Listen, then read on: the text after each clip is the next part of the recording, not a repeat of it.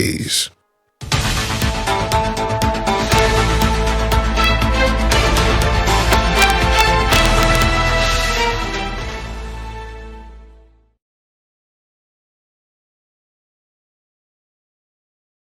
Good morning, Nigeria. Good morning, world. And it feels so good to be with you this morning on this wonderful program on Morning Spring here on Western Spring Television. Quite an age, I think that's suffice to say this morning. But on this program, trust us to talk about everything useful, everything that is geared toward the betterment of this great nation called Nigeria, speaking about issues, speaking to policymakers, opinion holders, newsmakers, and it all, as I said, is about the betterment of our nation, dear nation, of you, the good people, and this great nation of Nigeria. Femi Ojo remains my name, and of course, trust us to bring you the papers and of course the conversation here on Morning Spring. Today, we are blazing on Channel 110 on Star Times, TTT, and of course on all our social media platforms. By the way, I'm not here alone in a Liverpool way. She's wearing red, and so I'm not walking alone. Evelyn, good morning. Nice one. Good morning, Femi. How are you doing? Very well. Yes, it's good to be back, and we appreciate you for starting your day with us, your week with us. We always do this every weekday, Mondays through to Friday. My name is Evelyn Ohiola, welcoming you especially to this edition of Morning Spring, where we talk about social-political issues affecting us as a people, as a country, speaking to critical stakeholders, politicians and policymakers, so that you can have a better, wider perspective of the information and be better informed. And Femi, this morning, it's just like the trials of Nigerians continue, because a lot of people have been complaining about the fuel scarcity and also transportation to and from wherever they want to go to. And I think, Nigerians have been having such, tempting time, trials, I should say, and it is continuing again. I mean, it's really a sad one. Yeah, it is really. And sometimes we are always in the risk of sounding like a broken record, because there is more like a cycle. You can actually predict. The only reason why you can't be that accurate, you just don't know when, but you just know that this thing will always find its way back. Year in, year out. Especially. We would always sometimes have something like multiple this. times in a year, not just once in a year. And then you can't really pinpoint something categorical why this is happening. After a few days, you get to hear logistics, transportation, importation issues, or maybe self-cost. Maybe it's just artificial. Since last week, the signs were there when some filling stations locked up and a few filling stations were selling, at an exorbitant rate. People have been buying over 700 naira, 800 naira. And then you just wonder, even if a nation is jinxed, I'm not saying we are, is it not possible that after a while, they wriggle their way out of it and then stay clear of this shame? This is an oil-producing company. Nation. You can almost, the whole of Niger Delta, they are producers. Some, maybe Imo State, Ondo State, they are still categorized as oil-producing nations, and we are seeing this. There are some nations of the world that they don't produce oil, yet their citizens don't get to suffer the way we suffer, and it's not making any sense. Transportation, as at this morning, will be interrupted. It's been interrupted. People will have to pay through their nose. Yeah. It has to, some students possibly will get to the park and realize their transportation fare cannot carry them. So something has to give. Maybe their feed money or something. Or they have to walk. They have to work, and it's a sad one, by the way. But then talking about what is happening here over, talking about the world at large as well. I think almost this time yesterday, news filtered in about that attack on Donald J. Trump, the 44th president of the United States of America, somewhere in Pittsburgh, Pennsylvania. A certain Matthew Crooks, was named by the FBI to have been the one to make that short. And by the way, it ended up as an attempted assassination, because if that bullet has hit a target that we might have been talking about, as something very drastic. And then the videos are there. And, you know, a Donald Trump, we always do a Donald Trump. Even in the middle of those skirmishes, you know, he will still found a way to raise his fist and, you know, try to mutter something to his supporters to say fight and fight on. And this has attracted worldwide condemnation all across the world, by the way. Yes, it was actually a terrifying moment, what happened in Pennsylvania. And, you know, that video has elicited a lot of, like you mentioned, condemnation and a lot of people, controversies, I should say, a lot of people saying probably it was staged just for Donald Trump to, you know, garner a lot of sympathy votes in the coming election in November.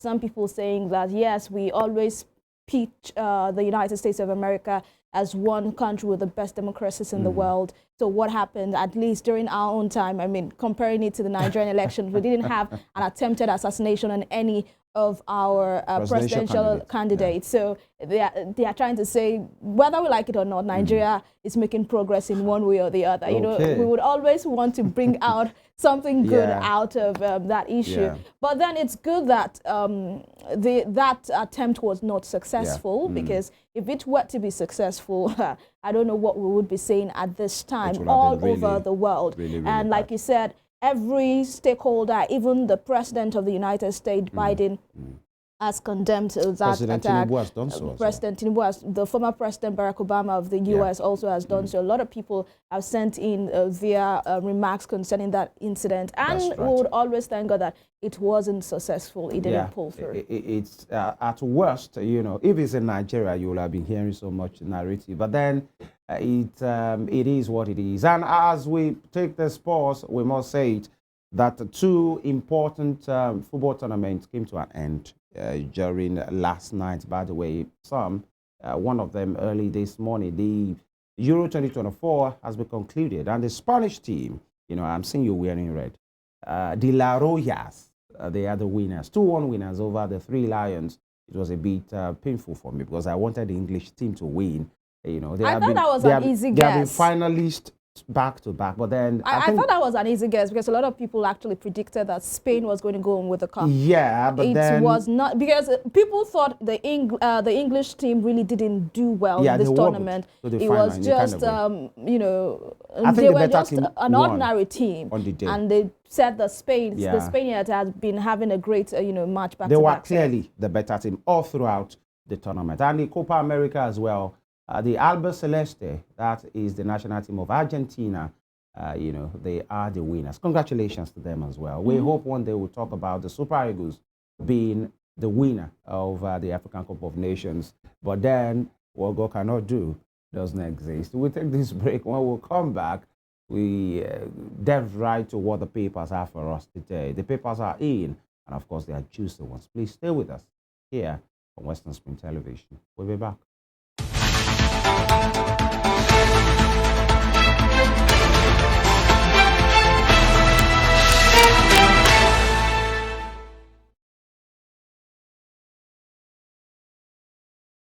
All right, let me start from my end here with The Guardian. The Guardian newspaper is the first point of call for me. Supreme Court judgment. 21 states race to hold elections as 489 local government areas face zero FAC allocations. All right, we will be speaking to this in the course of the program. So let's go to other stories. Tinubu can be accessible to all. Presidency, Akintola tell Ndume. Tinubu can't, sorry, I took that again. Tinubu can't be accessible to all.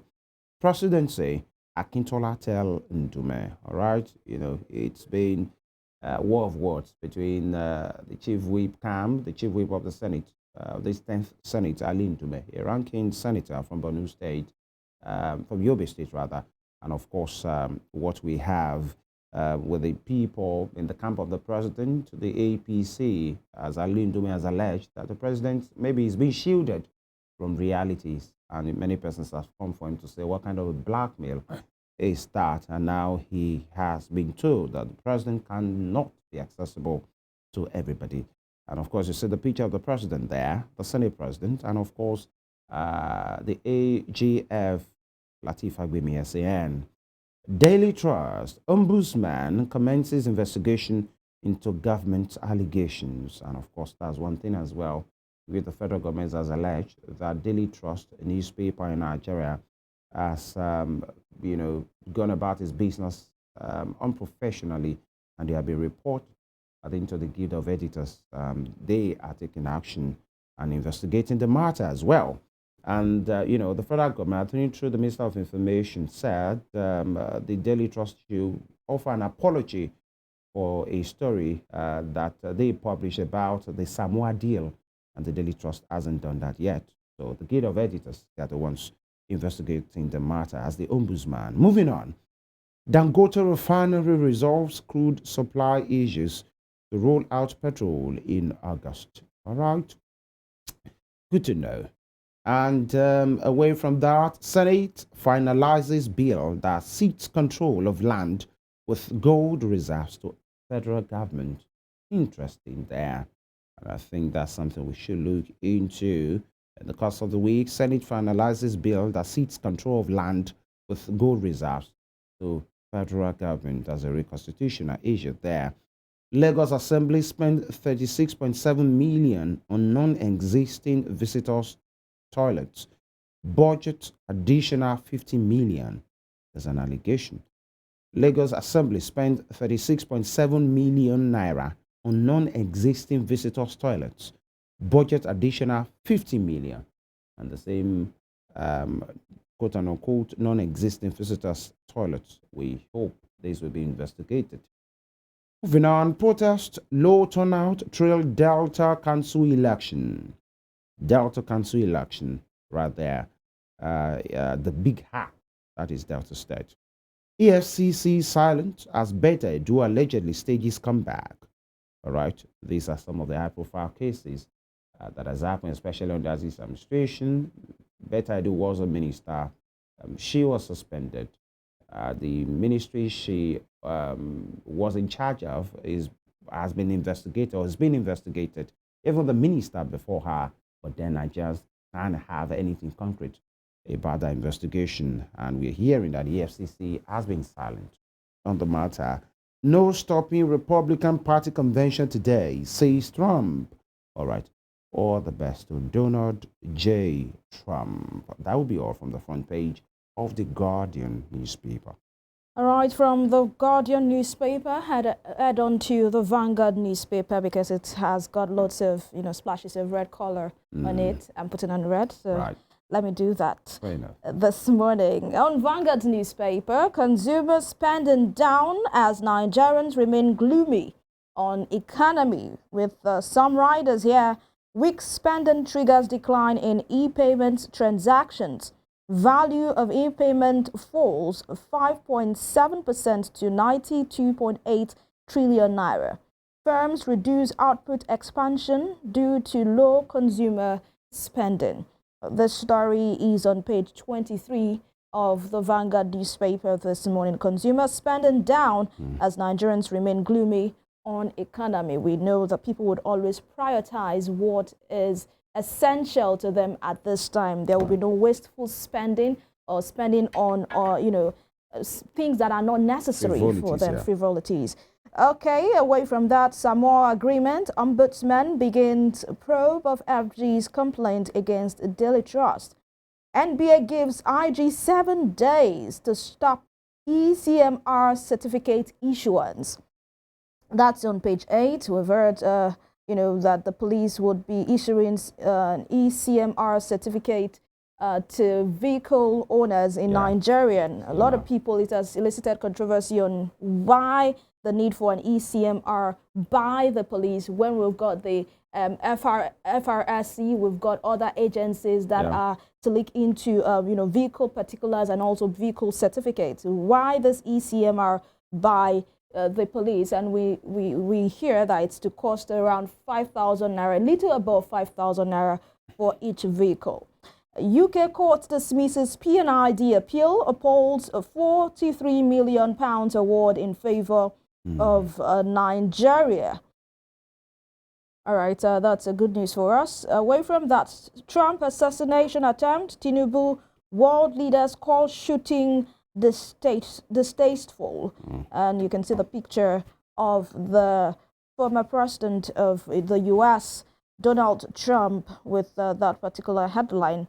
And still on the Vanguard newspaper this morning, just for humor, Mr. and Mrs., if I say economy serve the guest a small plate of food and a piece of meat, if you hear popular, it means medium size and 2 pieces of meat. Then you hear Mrs. ask, what about you? Then Mr. replies, that's VIP, a large plate of food and 3 pieces of meat. If that's to tell you that, the economy does not affect Mr.'s portion of meal.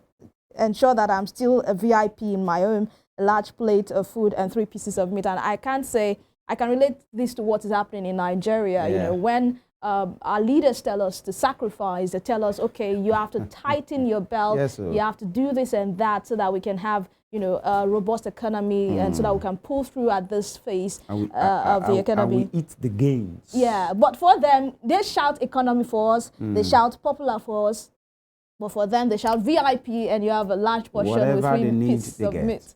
Exactly. Whatever they want, not even meat, whatever they want. So this is actually relatable, and we hope that the misters in the country will heed to the calls of the people and also sacrifice in their own way. That will be all from the Vanguard. All right. The Daily Trust is next, the Daily Trust newspaper.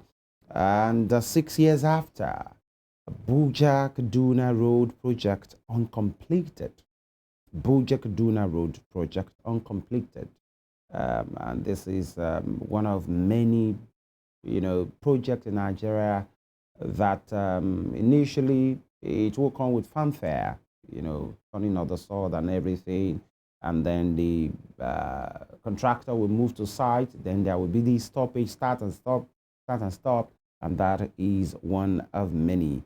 And you remember the Lagos-Ibadan Expressway? It took like forever, spanning different administrations. From the days of Obasanjo to Goodluck Jonathan to the late Arodua, and then finally under Buhari. I mean, on that, because as at, was it last year when former governor of Lagos State, Raji Fashola, was there, it was postponement. Maybe it has been finally done now. I applied that road maybe last year or earlier this year, something decent. But then it doesn't have to take 20 years, 25 years, for us to do and these are the project concerns about the coastal highway. Yeah. A lot of people think that this project is also going to be one that would be started and will not be completed. That one is even a super mega project. So probably the next 30 years, we'll still be talking about completion of the coastal highway. Don't let them hear you this I saw a video of the governor of Ogun State, Dapo Abiodun, saying that, why they have so many dilapidated, projects and also infrastructure in the state, especially roads, saying that, these are roads we cannot complete in the next. A term cannot complete it. I like the case you are putting to you, because I saw the video. 2 terms cannot complete it. Yeah, we just have to no do governor can finish those roads in 8 years. Praise Dapo. In 8 years. I mean, when I saw the video, I'm like, why do we have these leaders? And they say it to the faces of the people. They make them look stupid and foolish. There might be an iota of truth to say no single individual during an 8-year period can finish everything. But the body language is more of like finding an excuse to say, spare me, guys. I can't finish everything. But we know, Femi, we know the state of roads in Ogun State. We know. Don't let's digress. These are roads that a pregnant woman really cannot ply and will not visit the hospital the next day. A woman in the first trimester, second trimester might lose the pregnancy, and we are not even capping. It's terrible. Because I traveled from Ibadan to Ikorodu one day, and then you have to travel through those inter-roads. Evelyn, I can tell you. Terrible. It got to a point you will feel maybe some persons used to come in the night and put digger to dig those roads, and it wasn't the same. It was just the state of the road. And you are talking about an Ogun State that has so many industrial hubs. Yes. From Songo to Agbara to, most, apart from Lagos, at this part, I think maybe in Nigeria, Ogun State has companies, manufacturing firms, and you just wonder their roads. It's just like that. And maybe that's why the Ogun State governor has been trending, for the wrong reasons in the past 2 weeks, and which many persons felt maybe it was a vendetta. But the truth is there. The reality is there. Just like Evelyn said, if you're a pregnant woman and you're in Ogun State, just know the kind of road you want to apply. The moment you leave Abeokuta and you leave Shagamu, the major metropolis, then you're on your own in terms of roads. And the governor said some of these roads are federal roads. But our people doesn't know the difference. In as much as in Ogun State, they would think is our project. No, they are federal roads. It's the audacity. Is it the only state governor with federal roads? Those roads are terrible. But it's good that he has been called to action. And I think that should be the lot of every governor, every elected leader to say, please do the work. Don't just wear starched agbada and then attend functions and you do the others alone. No, it's good that you do that, but seek to what will benefit the majority of the people. Again, 6 years after, Abuja-Kaduna Road project uncompleted. And it's a shame, really, because that Abuja-Kaduna Road is the corridor of most big men in Nigeria. Whenever they want to travel by road, that's where they fly. Myriad of potholes causing vehicles crashes. Commuters demand urgent government action to be completed in 12 months, work minister. Which of the 12 months? I think they should put a date to that, because 12 months can be just like forever. From May till when? From July now till when? That is what should happen. And there is a picture of the Minister of Health, Mr. Ali Pate. Here, Minister of Health, Professor Mohammed Ali Pate, visited Biz University Hospital on the 13th of July with the Chancellor, Senator Dati Baba Hamid, Professor Peter Port, former director of the London School of Hygiene and Tropical Medicine. The three are seen checking on an admitted student. All right, good to know that a private university has a teaching hospital or a hospital as well. And Senator Dati Baba was the running mate to P2B in the last general election. Samoa report, Ombudsman writes to Daily Trust, asks for response. All right.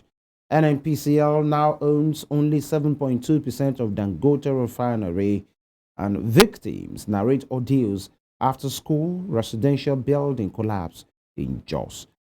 In Abuja, Evelyn, it was not a good sight, especially at the weekend. I think Friday and Saturday, series of calamities befell, people in Jos. I think it was a building collapse, same thing in Abuja, and these are star stories that had fatalities. Yeah, especially with the one in Jos, knowing that it was a school building that caved in with pupils and teachers underneath. And, as at the last report I read, about 22 people have died from that incident. A lot of people, scores injured. For the one in Abuja, it's a residential building in Kubwa. And it's sad because it speaks to the fact that we should continue to make checks on our buildings, whether residentials, whether schools, whether government properties. We should ensure that they pass the structure test and all, because these buildings might have been built over the years. They have stood through times, seasons. We should know that sometimes we have to ensure that these buildings are safe for living. They are safe for people to, occupy. It's a sad one. Like we always say that, lives lost can never be retrieved. I heard of a family that lost all 3 children in that just incident. It's a sad one. Imagine a family losing all their kids in one day. I don't want to imagine what situation the parents would be in at this time. Yeah, so it's a sad one. Yeah, our condolences goes out to all people that lost their family members, friends in those tragic incidences. It's really a sad one. I don't even want to think about it right now. Yeah, we just hope we won't get to see these as well. And the responsibility is on us as people, as well, as business owners, as individuals. And it starts from when the foundation is being laid. There should be a quality check, assurance. Give the work to people that knows it. And then we shouldn't do these cutting of corners, to say something requires 5 bags of cement. Oh, you can use 4. You can use 4. Just add some things, and 10 years down the line, the bricklayer or the contractor might not be there again. The owner of the building might not even be there again. And the people occupy that building, they be the one to bear the brunt. It's a sad situation that we are losing lives needlessly, avoidably. These are things that should not just happen. And we are hoping this will not happen again. We take this break right now. When we'll come back, we will be speaking to issues, especially that landmark judgment that was given by the Supreme Court, granting full autonomy, especially at the financial level autonomy, to the local government. So we hold this, we see to the pros and cons. How will these work? Will it be a game changer? Who holds responsible? The local government chairman or chairperson, and then everything that has to do with it. We will be speaking with an analyst and, of course, a lawyer here on Morning Spring. Don't go nowhere. We'll be back.